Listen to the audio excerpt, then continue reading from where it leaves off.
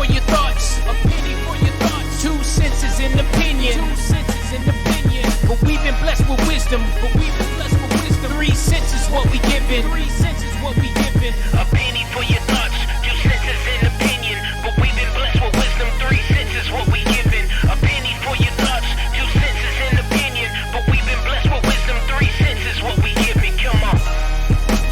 What's up, world? We back. Welcome to another episode of the 3 Cents Podcast, where we give you a little bit more than our 2 cents. We are here to enlighten, encourage, and at the very least, entertain you for a little bit. I'm your girl, Ashley Rain, as usual. Nothing's changed. And I'm here with the number one co-host, Mr. KBLX. Yo, AKA we back. Quiet Storm, AKA. Yeah. We back. Ain't no music on, but he hitting it though. You know what I'm saying? Hey, that's how we do. You know, Music is inside. Season 2021, you know what I'm saying? Nah, I'm just glad to be back, y'all. And, we got, Thompson Scribe in the building. What's up, dude? Man, I'm so happy to see y'all. I miss y'all. It's been so many. It's been, in the words of Anita Baker, been so long. You got to drop the sound bite in there. Missing you, baby. For the young folks. You know what's funny, y'all? For the listeners out there, we stay in the text chat, right? So we kind of been talking about stuff, right, without talking about, you know what I'm saying? So it's funny that we like doing this now because we've had conversations about a lot of stuff that's happening, and we got lots to talk about. But man, it feels good. It feels good to be back with y'all. Hey, something's different about the show though, Ash. It's something's not the same anymore. A little. We upgraded y'all. We went from the audio version to the video version. There you go. Feel me? Yeah. Hey, And I think it's a little unfair that your video's a little bit more on point than ours. Man, I can't say that. I feel like for future episodes, she need to send Oprah and the OWN network over to our spot. Man, she clearly got that set up over there. Speaking into existence, I'm not mad, but no, I still need work over here. Is that Ava DuVernay on the other side of the camera over there? Man, I need straight filter. It look like sunlight all in my face. I'm bright. I'm dang near invisible she right ready. now. You HD in this thing, girl. It's all good. I need some amber tone down. But maybe for the next episode, I'll upgrade to that. We'll hit the filter Stace, one why time you keep for putting you. your right hand up? Why don't you put that left one up? Everything right hand. You keep that. Yeah. Oh, we got news. Some things. This is where we need the sirens. Hey, we need bottles popping. We need everything. We need confetti. You got confetti? Just we got it all. Yeah. Explosions, fireworks. It only took how many? A long years? time. We're just gonna say a long time. That's all I'm saying. But you know what? Congratulations. Let me appreciate just say you. that. Congratulations. God's timing is perfect, though. Me and my now wife. We say that if we did this anytime other than now, it would have been a disaster. And so God's timing is perfect. So, I know people like, man, finally, da-da-da-da-da. But when you know the backstory, it's like, this was the right time. And so it's good. And I can say that it's better on this side than it was on the other side. So I'm good. Oh, that sounds like a message for you, Ash. Let's go. Let's go. That's a recruitment pitch. Everybody got their join the fellowship. You feel me? Everybody has their own perspective. I'm not really interested, but I'm super happy for you. I appreciate you. Hey. Welcome to the fellowship of suffering. Hey.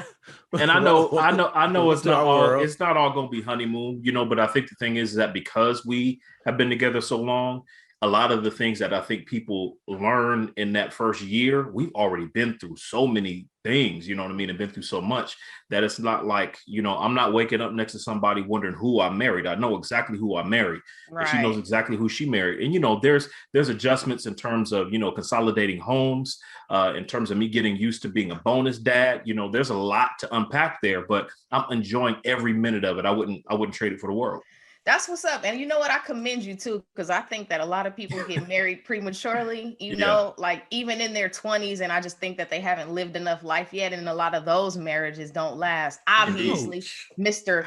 M.T. Scribe is a different case. So we gonna hear his perspective. We went through all the disasters. So you're right. but you persevere. You know what I mean? You guys are still married. And from let's see, probably about 80 to 90% of the marriages that I have been either involved in the wedding or in the wedding or a part of, or they're friends or family of mine, they are no longer together. So, you know, all the people that I know that got married young, except for maybe one or two couples, bar none, whoosh, like done. That's what I'm saying.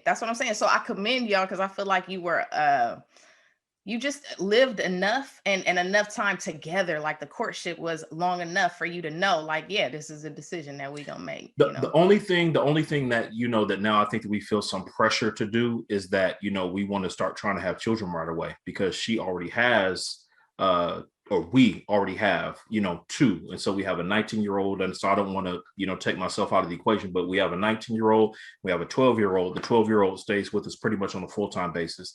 And the 19-year-old, you know, has a different living situation because of school. You know, and so wrapping my mind around, you know, I went from living by myself and now I have two more people full-time in the house with me and just, you know, and you trying to add a baby? And trying to add a baby to the mix. Hey man, I'm an old dude. How is that adjustment though from being single, bachelor's pad, what have you? Maybe not a bachelor. I'm talking like bearskin rug bachelor's pad, Ash. I'm talking strobe light, Ash. Like, you know what I'm saying? To now having other presence in the household, and even like when you're trying to sleep or do whatever you're trying to do, you know what I'm saying? You got somebody else to, you know. Real talk is that the hardest part was, you know, like initially saying, you know, well, can we take this down and put this here, and, you know, and picking furniture and doing that kind of thing, because, you know, real talk, like we needed new furniture that, you know, had to get that bachelor feel out. You know, we made some compromises there, but all together, once I let go, they said, let me just go with this process. It's all better. Everything is better. That's dope. That's what's up. Everything is better. Happy wife, happy life. You feel what I'm saying? Indeed. And I told her I wake up every day and I think about how I'm going to please two people. I think about how I'm going to please God and how I'm going to please my wife. If I can accomplish those two things every day, I'm going to do all right. That's what's up. Is that after the marriage that you feel like that, or did you? Nah, you know what? I made that transition a while ago. Like, you know, when the more that we were doing the work and the premarital counseling, and, you know, I knew that I was moving in this direction, you know, I started being very intentional about, you know, making sure that first of all, you know, number one is God. And if I do that, then I'm able to do what it takes to please her much better when I'm kind of falling in line there, you know, and then it makes it easier for her to follow me.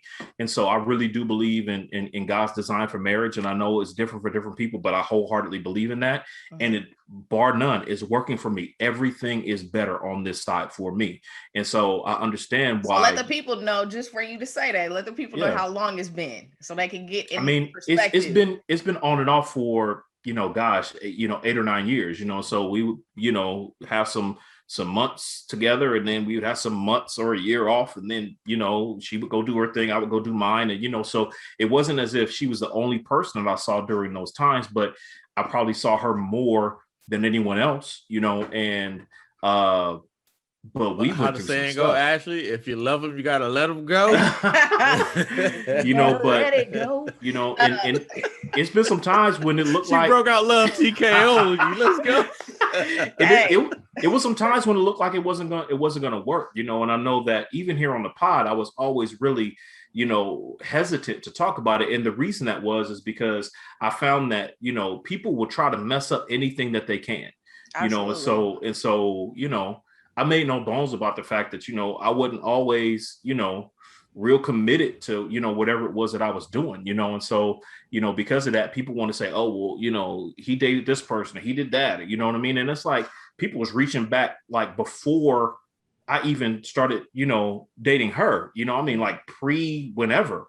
And I'm like, come on, y'all, like y'all just reaching for stuff just because you want to see if you can get it. And people are just miserable like that. Like, I'm just not that type of dude that's going to be like, you know, hopping in a dude's, you know, inbox and be like, well, you know, partner, I dated her back at, come on now, you know what I mean? It's just kind of craziness. So I was like, I'm not giving nobody no ammunition. So when I did finally start putting things out publicly, it was like, it's, you know what it is though? It's like that 8 Mile effect. Remember when Eminem was rapping, when he talked about himself and gave all of that up, and it wasn't really nothing you could do. So like with you putting y'all in the forefront, it ain't nothing nobody could say because it's nothing secret. You know what I'm saying?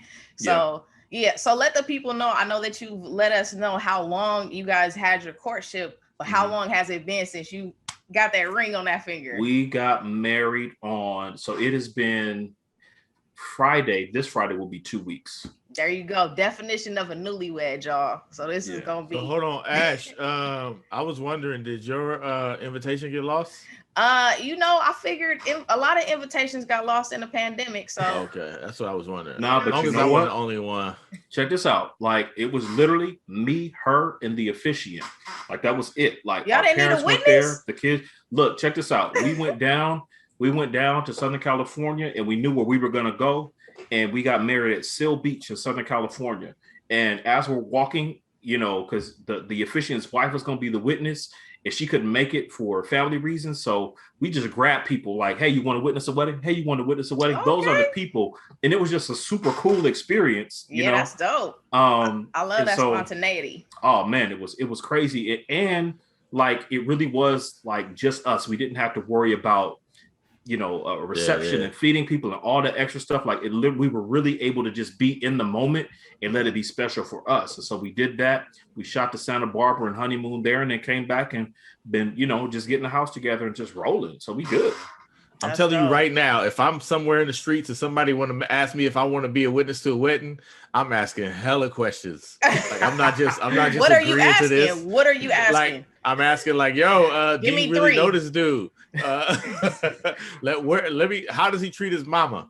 That's question number one. I feel that because there's a huge difference. Let me just attest to the way a man treats his mother or his sisters or whomever, whatever woman in his life makes a difference in dating them for sure.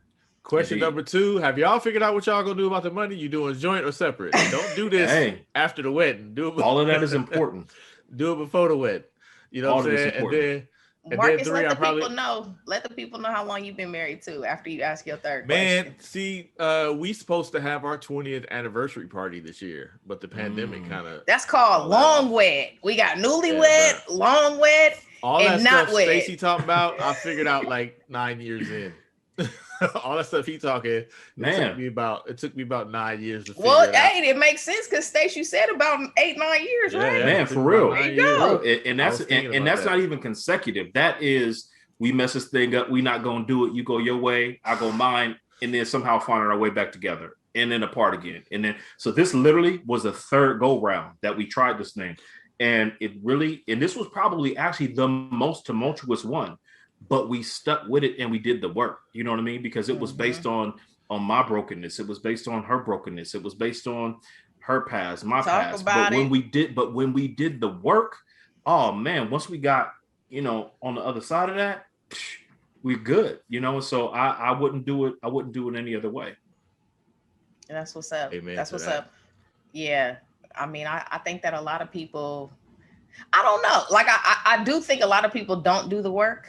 Right. And I think some things arise later on in the relationship, but also I think that some people realize or recognize or have this moment of, I know who I am and this is not what I want anymore. You have these two individuals that come into themselves, like I said, because they got together prematurely. When you get young.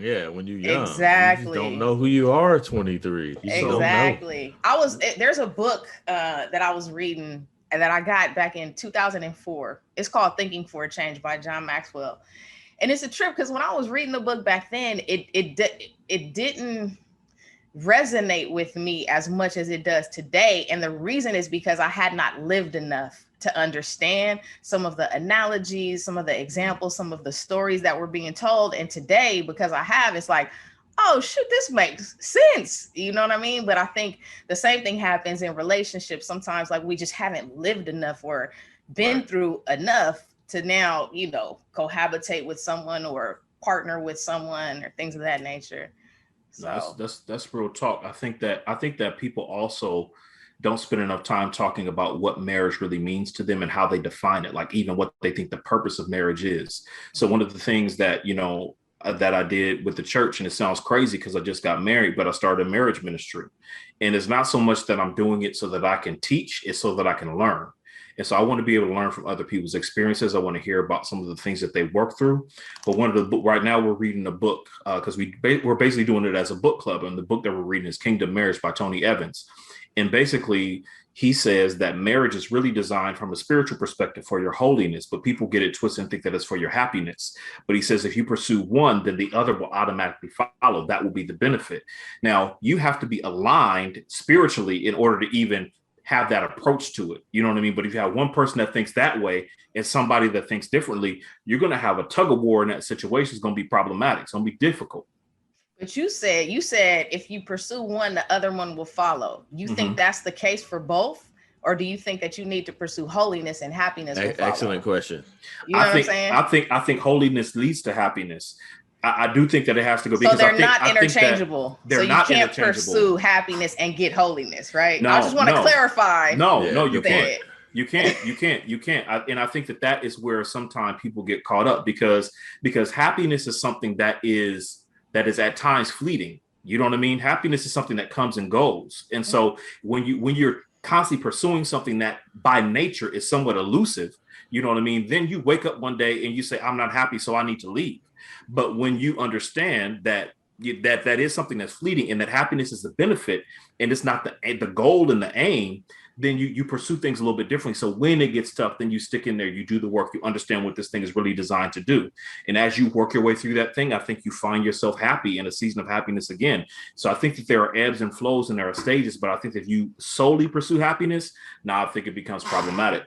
And it's like Ashley was saying, like even as you grow up, what makes you happy changes anyway, right? Like what, and especially when you get older, a lot of the stuff that makes you happy. I mean, if you're like a developing, growing person, it ain't even you half the time, right? It ain't even the stuff that you used to be. One of the great examples is Flight Club, right? Or was it Flight Deck or Flight Club? What's your nonprofit? Flight Deck. Flight Deck. Yeah. I'm sorry, I got Nikes on the brain, but think about it, like here's some you can travel the world, right? I mean, you clearly got the money, you know what I'm saying?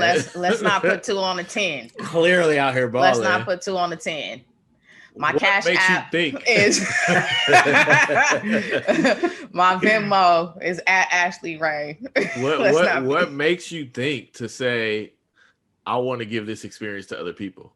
Like, that's a different idea of what makes you happy. You know what I'm saying? Like, that's not like, yo, I'm out here. Let's go. I'm kicking it. It's like, you know what? There's a certain happiness that I get now because I'm more mature from helping other people experience stuff, right? So absolutely. Even if you just focus on happiness, it's going to change. Like, that's the part I think people don't get about marriage. Whatever.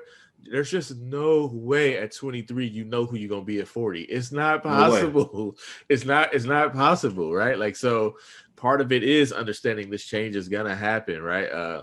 So it's I think more people, I really do think you be on point, even though I know people say you can't listen to people who ain't married about marriage. I do think a lot of the reasons you don't, want to enter into it is hella accurate, right? And when you think about it, it makes a lot of sense. And Stacey is kind of like the example of it, right? Like the pitfalls or the things that are real issues that somehow you see and know to avoid.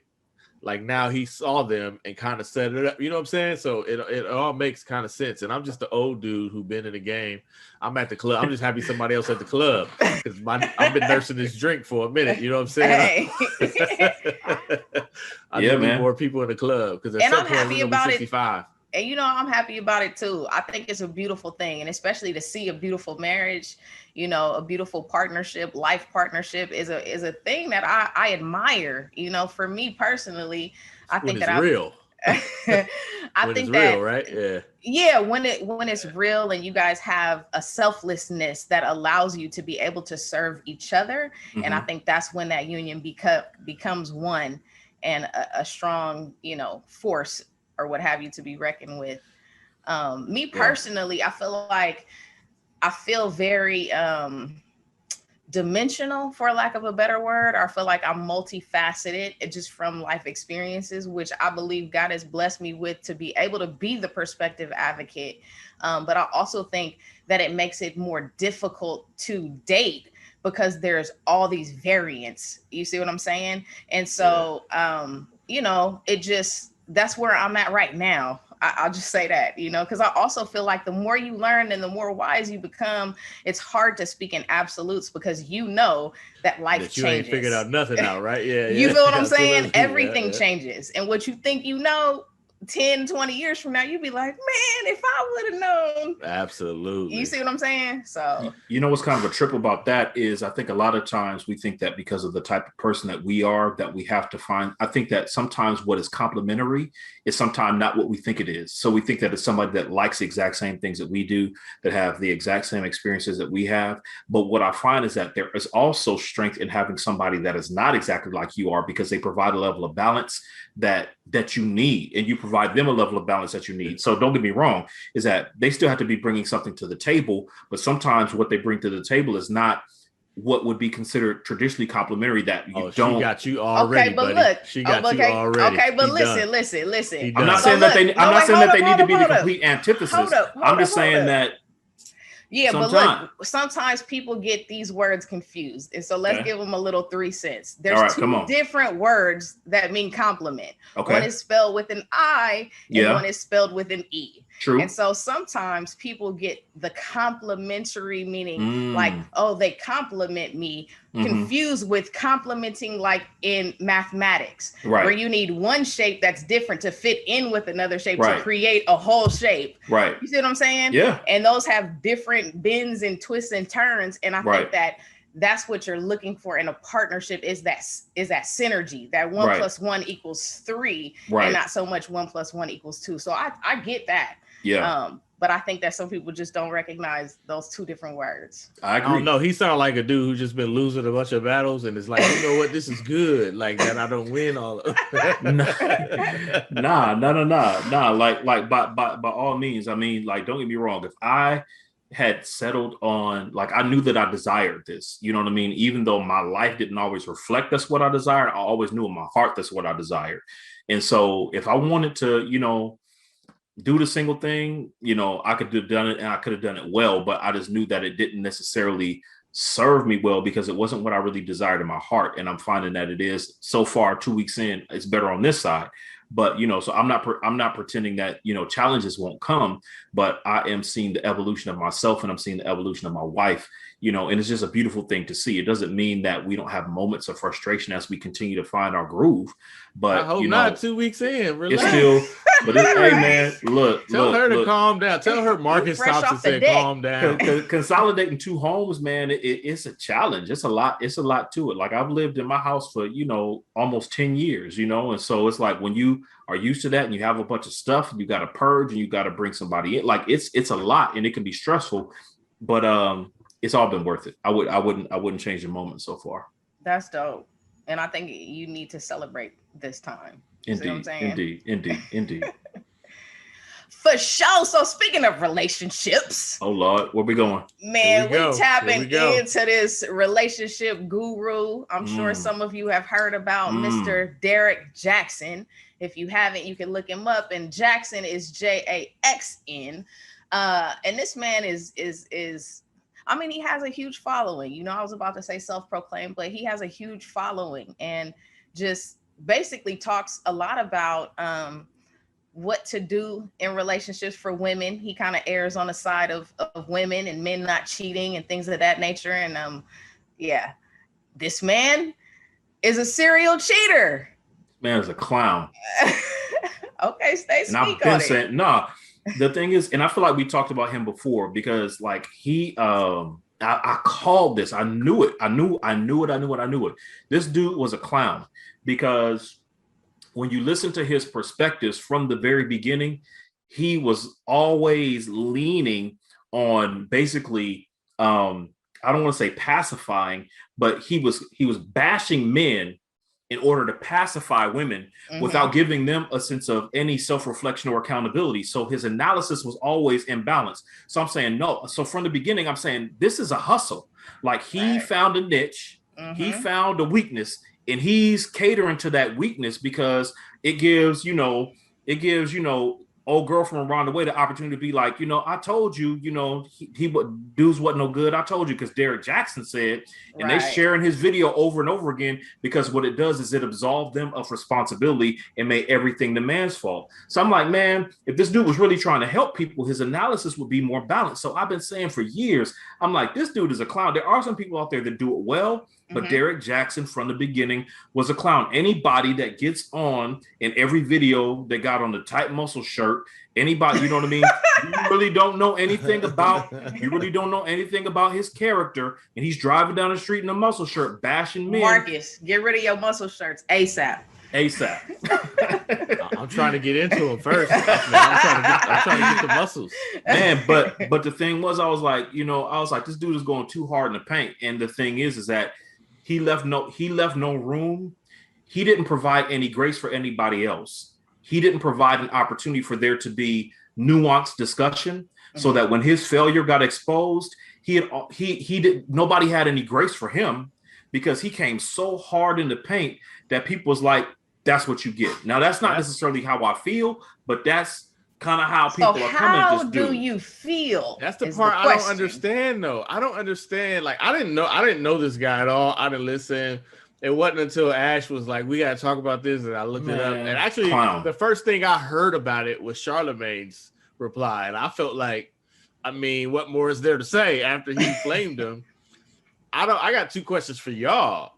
Why is he so popular then? Like, if it was that, you know what I'm saying? Like, I don't get it. Why are people gravitating to him? And then why, knowing what you be doing in the background, do you go hard? Like, I don't even understand that. Arrogance. Hey, but look, though, there's a lot of people that have not been caught yet that are doing the same thing. There's a lot of preachers out here that are going hard every Sunday, but yet have a whole different life behind that. You know what I mean? So when you ask, why does he do that? Well, it worked for him in a certain capacity.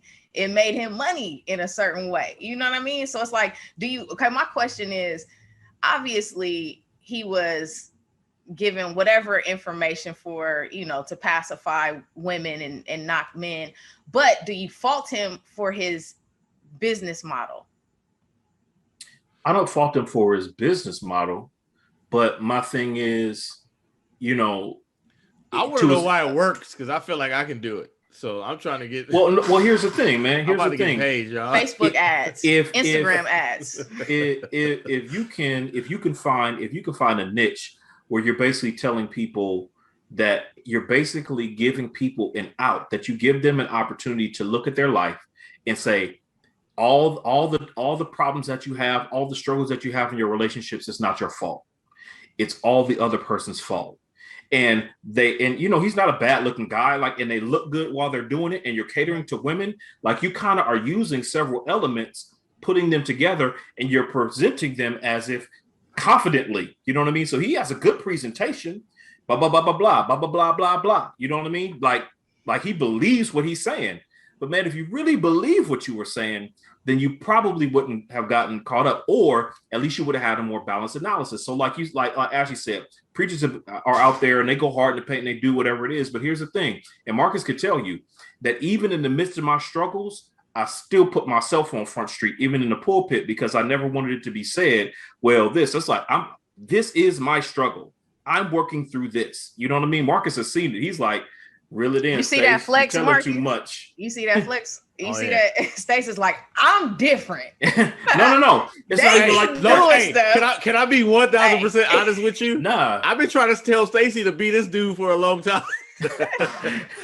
Stace, you can do this. He's in a car. I don't get it. He's in a car. You doing videos from your car and you making bread like that? Making bread. All you gotta do is pull up in the car. Man, and I'm like, come on. We be in the studio with 3 cents. We be like literally in the studio. Man. And this dude in the car. But I think that speaks to how you're able to like leverage and navigate through social media as well. Because if you do it right, you can sell anything, be it product or service. You know what I mean? If you want to blow up and go viral, you can do it. You know what I'm saying? It's not impossible, and it's not just for a certain type of person. It's for whomever puts that energy and effort with that intention, and but they make it easy. Like I said, Facebook ads, Instagram ads, YouTube, all that stuff makes it doable. I won't say easy, but makes it definitely doable. Yeah, I mean, if you put in the work, you can do it. Especially if you find that niche. Like there's a niche in every market that you can,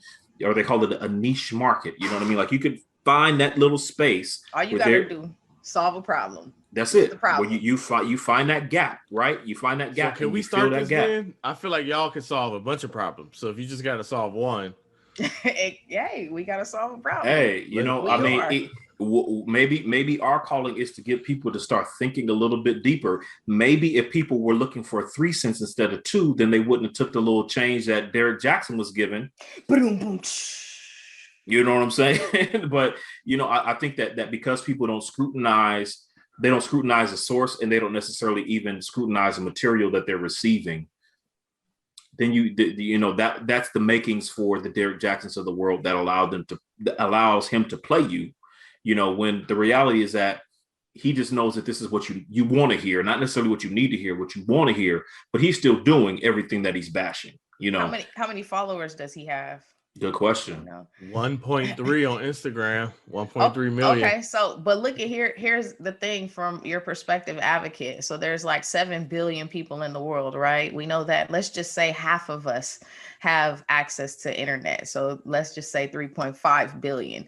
1.3 million is such a small fraction of that. Yeah. And the thing about social media is if you can carve out a little fraction of that, your life could be set, yours and generations to come. True. And I think sometimes we look at that like, dang, and they got 10 million followers, but like in the grand scheme of things, it's still a drop in the bucket compared to, you know what I'm saying? It is, but I think when you segment it down, though, when you segment it down in terms of age group, when you segment it down in terms of race, when you segment it down in terms of age group within a race, then I think, his footprint within our community has been a little bit greater. You know what I mean? So we feel like his impact is higher. But I feel your point, though, is that it doesn't take much to really change your life. Exactly. And I'm speaking to finding that niche, finding that thing is what my point is. You know what I'm saying? I'm not trying to diminish his following, because we know that if 1 million people showed up at your doorstep, you'd be like, what the hell is going on? Right. Yeah. Or when we talk about like even mass shootings and condolences to those who have lost people in that way, when we talk about 8 people getting killed, that's a massive number of people that die in one, in minutes or seconds even. Right. So it depends on perspective and context. But my point is, some of these people got a lot of followers from focusing on targeting an audience. Yeah. So he got 1.3 million followers. What percentage of them he needs to buy his book in order to really make it come up? You see, it ain't that high. It's not. It ain't that high, so. And then to top that off too, we know that, everybody should know, or it appears or seems as if celebrities or people that have more of a presence or following tend to have more access or more opportunity, I'll say, presented to them. So it's harder to resist temptation. You know what I mean? Indeed. So I think that I agree with that 100%. But I think that it just, that's what Chris Rock said, right? The only people who don't cheat is the ones who ain't got no options. Man, that's real talk. I've been saying that for years. I mean, is that really the people that come down hard are people that just don't have an option, because when you have that attention and you know what that feels like, then you understand the nature of how it can happen. But I think that when you try to act as if you're Teflon, you know what I mean? Then any of us is just one phone call, one opportunity, one bad decision away from losing it all. Everything. And so I think that including your mind, man, real talk, right? And so I think that when you kind of come down like that real hard, as if you're Teflon, then you put yourself in a position that when you slip up, no grace to be found, which is unfortunate. You know what I mean? But I think that when you can again be balanced, then people are like, he's a human being. You know, okay, Yeah. Case in point is that I think that because even though Kirk Franklin goes hard in the paint for his faith, is I think that he received a lot more grace because I think that he's been balanced and he's been honest about his struggles along the way. So I think that he is oftentimes still. That's all. He just got caught before. You say what? He just got caught before. That's all. and that might be true, but you know, but I think that, but think about it. He shared that he had a pornography addiction, and I don't even think that was something that he quote unquote got caught. I think that was something that he was working on, overcame, and decided to share. You know what I mean? And so I think that the fact that he has been transparent about different things along his faith journey is that when his son pulled a punk move and recorded him and did what he did, is that people still understood his humanity, even in the midst of something that he did that might have been considered less than Christian. You know what I mean? And it's not that it was less than Christian. It was just that he had a moment, you know what I mean, where he flipped, you know what I mean? And that can happen to Christian, non-Christian, anybody. I don't care what kind of words you use. If you are pushed to a particular place, is that, well, you shouldn't talk to your kids like that. Man, within our community, let's be honest. Like there's nobody that can say that they've never been spoken to like that within our community. You know what I mean? And also, I think that his son, it was very clear and apparent that he provoked and kind of, you know what I mean? That response. And for him, his intention was to record it. So that kind of nullified the whole shock factor of like this is just how my daddy does it. Right. Because you set that up. It wasn't like it was some camera that happened to be in a place. Right. This was in your hand. So it's like, what happened? I don't know. That's kind of the problem for me. That's kind of the problem for me. What's the problem? It was clear. It happens all the time. It wasn't a moment. It wasn't. No, see, so you think that it was a problem in the way, what do you think was the problem is a better question. That he was so easily baited, that he clearly talks to his son like that. His son was just basically dry snitching, and putting him on blast, which for me is a sign why he does it, right? Which is a sign why his daddy talked to him like that, right? Like you basically validate what your dad is saying, but like how many times does it have to happen before you can now be in a position to where you don't have to behave that way, right? That's what I'm just saying. Like, I don't know. I've never talked to my daughter like that. I can't see a world where I would. Has your daughter ever provoked you to do that? If she did one time, okay, now that's a whole different dynamic. She ain't gonna do it every time. Okay, after a while, it's like I can't let her provoke me. Okay, but let's add in a mental illness factor. You know what I mean? That you have to consider when dealing with certain type of people. Some things they can't control. You know what I'm saying? And sometimes our humanness, the fact that we care, our frustration or things of that nature have us respond in a certain way. Now, that doesn't mean, I don't assume that he talks to his son like that every time, but I do think that we all have triggers, and clearly his son knows what his triggers are that make him respond in a certain way that gave him the opportunity to record that. I just feel like if that was his wife or his daughter, people wouldn't be so okay with him saying that. And that could be true. If you can have the restraint with your wife or your daughter, you can have the restraint with your son. No, because the son may be able to provoke him in a way that his daughter or wife. And wives can't. What can my wife say to me that makes that okay? Be talking to her like that. Like what? No, there and don't get it twisted. By no means is it to say that it was okay. You know what I mean? Like that's not really my point, that it was okay, but it's not something that I think is beyond the realm of being able to understand. And a few days later, because people had so many opinions, the boy's mother actually spoke up, and she said she couldn't leave Kirk out there like that, because this is not a son that he has with his wife. This is a son that he had as a teen. And so she had to come and say, listen, this boy is not abandoned. This boy is not lacking in love. You know what I mean? Is that, we have some family dynamics that we're working through, but don't get it twisted. What you saw was not the whole story. You know what I mean? So don't think that, Kirk is human, but don't think that this is somehow like he's abusive or neglectful or whatever. Like, and I didn't get that. I didn't get that at all. Like, no part of any of that, none of it made me feel like he was an abusive father, like at all. And maybe that comes from me being able to witness certain type of interactions like that, be it me responding to people that you coming from some Brandy. You know what I'm saying? But no, because like I've had the green sheet people. For those that don't know what green sheeting is when you, as an officer, respond to a situation. If somebody is in danger of hurting, themselves or others, or they can't gravely disabled, then you can green sheet them, and they will go to up to a 72-hour hold in a psychiatric facility, right? And so I think that like I've seen people have episodes, and also I worked on an ambulance where I transported these people from that once an officer green sheeted them to these facilities as well. And so I did not see it as an abusive conversation. I'll just say that. I think part of the problem is once you participate, Ashley, you know this very well. Once you participate in Christian culture stuff like music, the presumption is you're the most holy, right? Like you've cleared these levels of faithfulness to where this doesn't, like, how, hold on, like the dude makes songs about Jesus. The dude makes songs about Jesus, right? He wouldn't do that until he's reached the level of spiritual. But the truth is, anybody can make Christian music, right? It don't matter. But I just think Kirk Franklin is seen as a guy who's been this kind of pioneer and Pied Piper of, faith and music.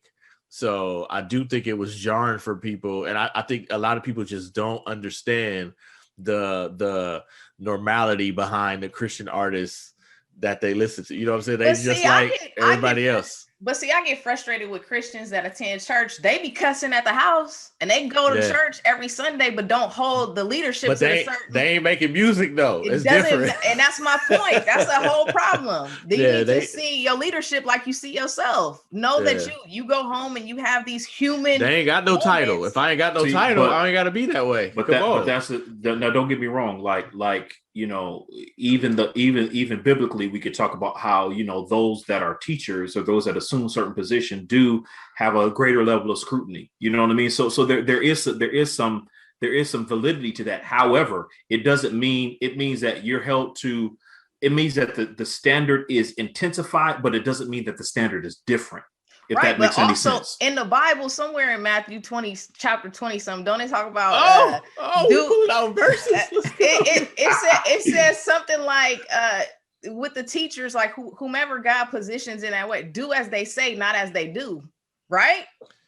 I definitely think I think. Oh yeah, I know what you're talking about. You're talking about Matthew 23, but that was actually spoken of in a negative context. Okay, but so explain the context. Well, the context, saying, like, they wilding, don't behave like them. Right. They're telling you what to do, but they can't do it. So so you're right, but do what they say, not what they do. Point. But it was to set those cats up as like they trash. Right, but it also talked about leadership. Like they are in these positions of leadership. You feel what I'm saying? So Indeed. It's like, okay. I think Stacey, you make a good point that there's a higher level of scrutiny, but what it doesn't mean is that the same pitfalls and the same traps and the same temptations aren't there, right? They're still there for everybody, right? If not greater, if not more. No, more. Exactly. More. It is more, no question. So I think that's the part that people do miss it. And some of it is like there is a sort of reverence, right? We do look at these people and it's like, they provide the music, they provide the verbiage that help people get through things. Like I've said it before, I can't tell you, the times where I'm in the pits and it was literally Stacey's words and voice. You know what I'm saying? So but that carries a level of weight. No, because you're looking at Stacey when you should be looking at him being a vessel of this message. I get it, but I'm saying I get it, but I'm just saying I understand why that's a difficult leap to make, right? I understand why they are revered. Like if you've been to any church anywhere, in a black church anywhere, the dude who sing is always the star, right? Like no matter what, there's a reason for it, right? Like I understand why people have a hard time understanding that they're just you understand, and I'm saying it's a problem that needs to change. Oh no, I agree. I agree with that. I guess I'm sympathizing with the people who are like, dang, man, you supposed to be, you know what I'm saying? Like, I get it, but they just gotta change their mind. Like they gotta understand it differently. And I know you've been through it. Like you've been on stages, you've been in all these places, and then, you know, now that means you're an apostle.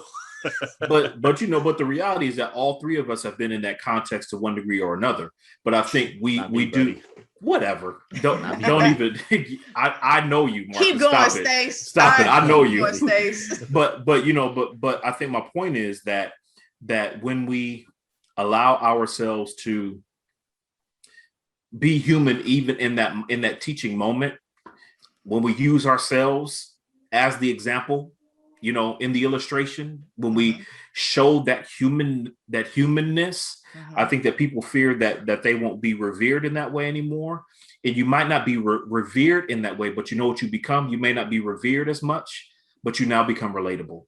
And I think that is extremely important. And some people are afraid to lose that luster, to lose that shine. And that's my thing is problem. My thing is that if I don't shine, but you can if I don't shine, but you can relate to me to the point that we can see that we're in this together and running the same race. Well, now I feel like I can be more effective than if you see me on the pedestal, because on my best day, I'm just one decision from doing something that will completely disappoint you and utterly destroy the image that you created of me.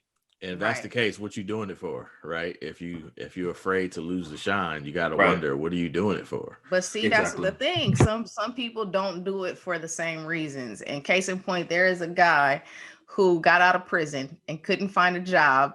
And so he started a church because he felt like, you know, he was going to make income. His church has grown. He's, you know, still doing his thing. But my point is, some people don't do it for the sake of being effective. Right. They do it for the position, or, you know what I mean? The entrepreneurship. Yeah, man. I don't know, Kirk, stop getting trapped by your kids. He a buster and you know this. So like, what are you doing? Shout out to Kirk Franklin for just being vulnerable enough to share and to face things head on. I feel like that makes him effective. That makes him, like, his legacy is what it is. You know what I'm saying? It doesn't change because he's willing to be vulnerable and open and transparent. He set up.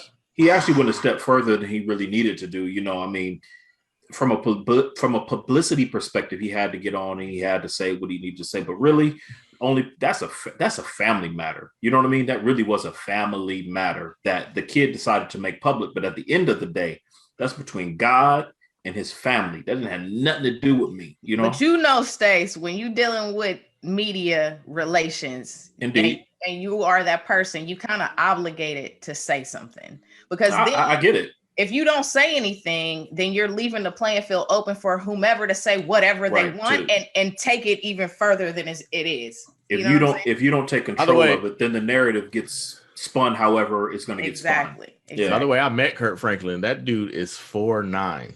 Oh yeah. Like, I couldn't believe how short he was. Wow. Yeah, he wasn't really 4'9", but he was short. I was surprised how short he was. Ashley got hyped. Like, what? I'm 5'3". I'd have been. No, I think most of the celebrities that we see are shorter than they look on television. A lot of them. Them. Everybody. Nas was way shorter than what I thought. Nas surprised me how short he was. The only person that was ginormous to me that I was like, oh wow, he's actually tall, was what's the late show dude? The super tall one. Conan, yeah. That man. Yeah, they say he's super tall. No, he legit tall. Super tall. And you know who else was tall to me? Look, I'm about to flex on y'all. Michelle and Barack Obama, they was tall. I was like, damn, they're actually tall. That's a flex right there. That is a flex. Yeah, you know who's tall? You know who's like when I met them, they were like really tall? Shaq. Oh yeah. I mean, his shoe is like.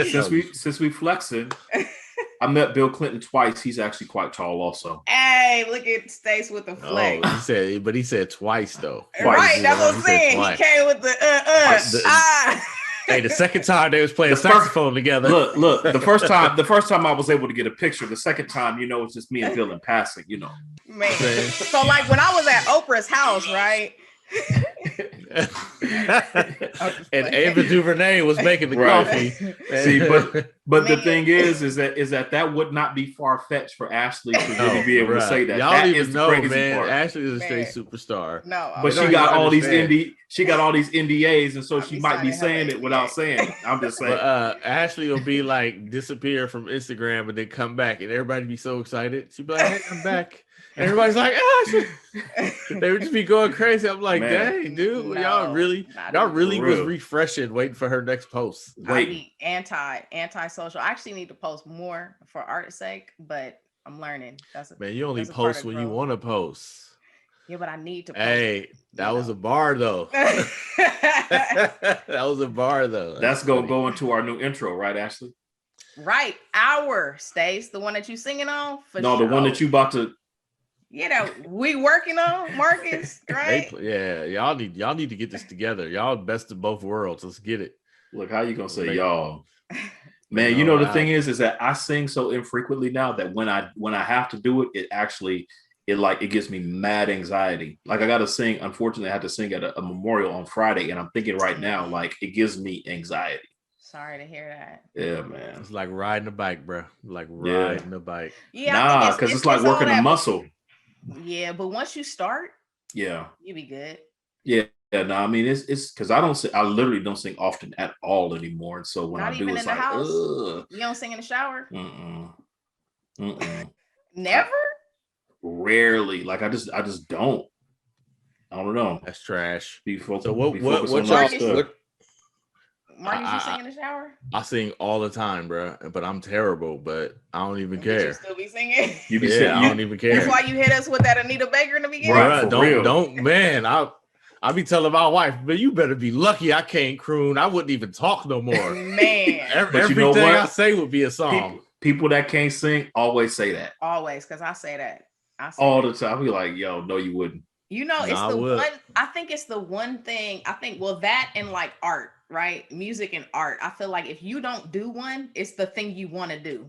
You know what I'm saying? Like I don't sing, but I'd be like, man, if I could sing. And then people that don't draw are paying me like, man, if I could draw that. You know what I'm saying? Yeah, I'll never hear people be like, man, I wish I could write. Like nobody say they'd be like, oh, you write it, you write it. Like nobody. You know what? Yeah, because writers don't even like writing. You know what I'm saying? Do you like writing or you enjoy the content once you're done? No, the process of writing is awful. Exactly. Yeah, it's excruciating. It's hella anxious. It's exhausting. You know, it's not like painting to you. Level. It's not like I feel like painting would be equally frustrating and excruciating. So for me, it is. For me, it is. But I don't feel like an artist.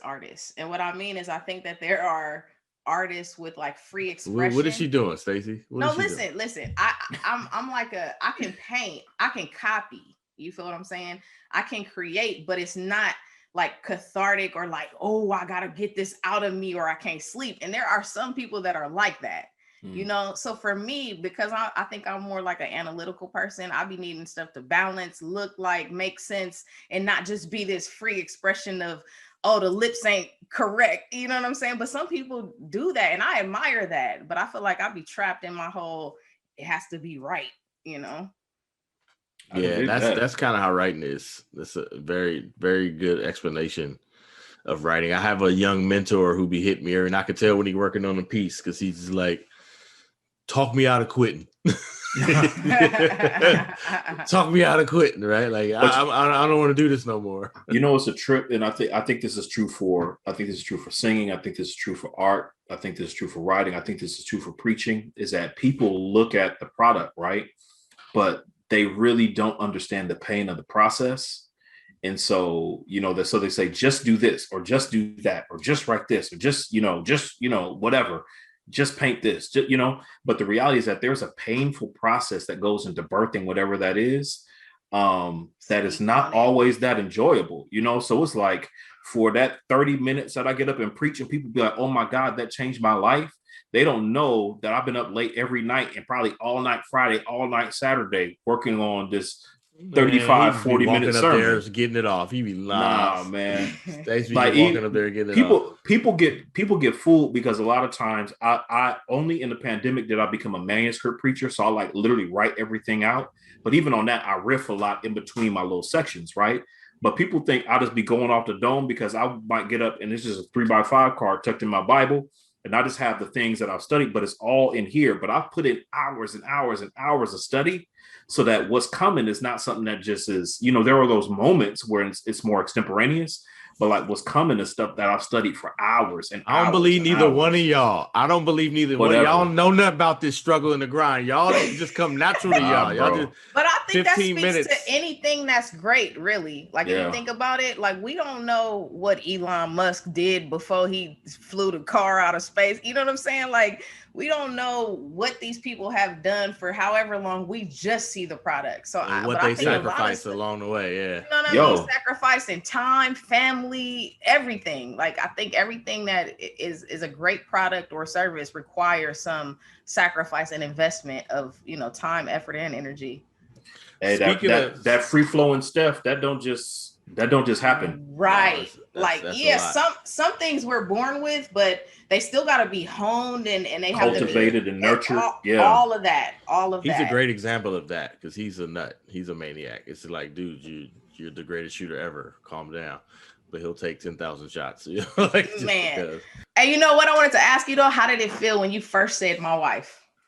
I thought it would feel weird, but it actually it's natural.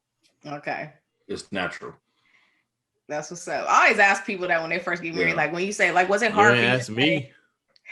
Man, you've been married for hell. You've been in the game too long. You don't even remember what it was like when you first had to say it. That transition funny. To, my lady to my wife, or let me talk to, I think I'm more comfortable saying my wife than my girlfriend, actually.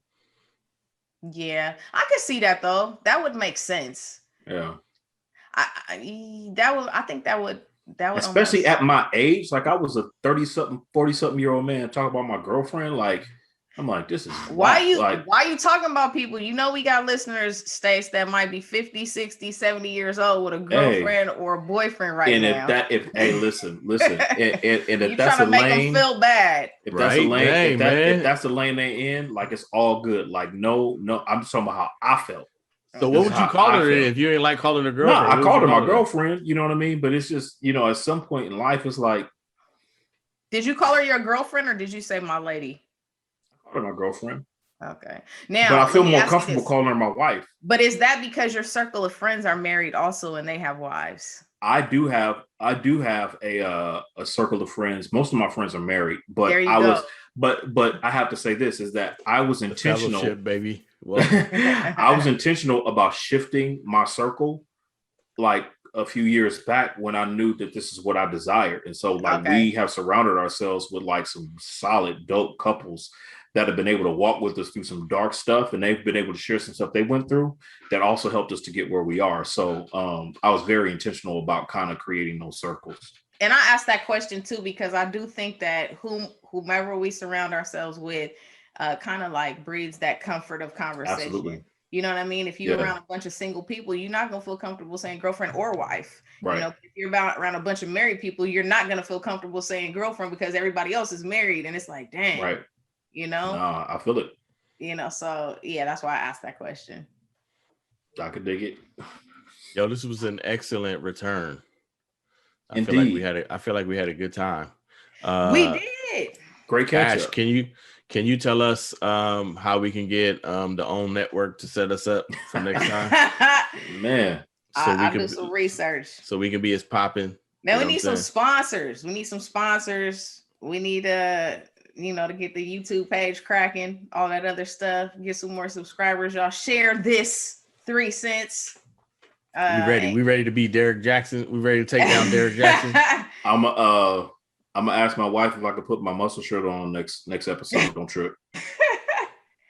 The one with the holes in it, like the Venice Beach one. Yep. All mesh, bro. I'm ready to go. Yo, I just made that up and he was like, yep. Like, whoa. Muscle shirt, Ash, next episode. Man, y'all go for it. That's gonna be what's up. I'm taking screenshots. Ashley, you was a personal trainer. You the one that need to come out the box first. Man, Ashley is 39 on the road to 40, and I need to get with most people on that journey and start working out. That's what you did it. I know a few people that have done it. You know, they be like, I'm about to be 40. Let me just get right. It's crazy though, because I don't have the same motivation. I don't. In my mind, I'll be like, maybe I'll feel like that at like 45. But yeah, I don't have the same motivation. I'm not like, oh, I need a body change. I need to, you know, but I also think that, you know, let me speak to this because a couple of my friends have done that, but they also desire life partners and partnerships and to date people, you know, so I think that some incentive for them is for that reason. And I don't have the same desire. So I get it, you know, in that way. But yeah, anyway, we back. You still eating nasty sugar cereal, basically is what you're saying. Basically, Cinnamon Toast Crunch on mine, Fruit Loops, you know, sometimes apple cinnamon Cheerios just to, you know, get the healthy one in there. Hey, we need to do a breakfast this or that. That's what we need to do. Maybe for the next one, breakfast. Oh yeah, send us something to get your life together. Man, y'all send us a question if you want us to help you get your life together, or you got a question about somebody else's business that you would like for us to tap in and tell you a little 3 cents about, then email us at 3centspodcast@gmail.com, or you can find us on Instagram, Facebook, 3 Cents Podcast. Check out the link tree. It's in my bio on Instagram at Ashley Rain. That's ASHLEI REIGN for show. And you know, y'all let them know how they can find you. You know where I be, man. Top subscribe on everything, all things. You feel me? Easy. I'm at Stacey B Jones on Twitter, and I'm the real _ Man, can you fix that? Can we help? Wait, we got to do this. I got it. This dude got he got a different handle for every platform. Like, man, listen, I was trying to be Stacey B Jones on everything, but I came to the IG game late. You had to make me do it for the pod. Hey, Marcus, he gonna come with husband on the end of everything. It's Stacey B husband. You know Stacey Mary. It's gonna be Mr. and Mrs. Jones 2021 on everything. There you go. His profile just gonna be the ring. It's just gonna be everything. Hey, he gonna have that picture. He gonna have that picture of the Bible open and the ring that make a heart with the shadow. Like, my profile. Every time he throw the 3 cents up, it's gonna be with the left hand. Oh yeah, left hand. He left-handed now. Look, on everything, I'll be like this. Right. Right. Now my profile picture on Facebook is just the rings. Like, look at that. Exactly. Yeah, no, man, congratulations. Super happy for you. I appreciate y'all. We look forward to the next podcast. Thank y'all for joining us for this. We doing something new. So thank y'all for watching the video. And next time we're going to have some this or that for you, or get your life together and get back into the routine of how 3 Cents does things. You feel me? Ooh, that was a bar for y'all. Yeah, that was bar. All right. Until the next time, we out. Peace. A penny for your thoughts. A penny for your thoughts. 2 cents is an opinion. 2 cents is an opinion. But we've been blessed with wisdom. 3 cents is what we giving.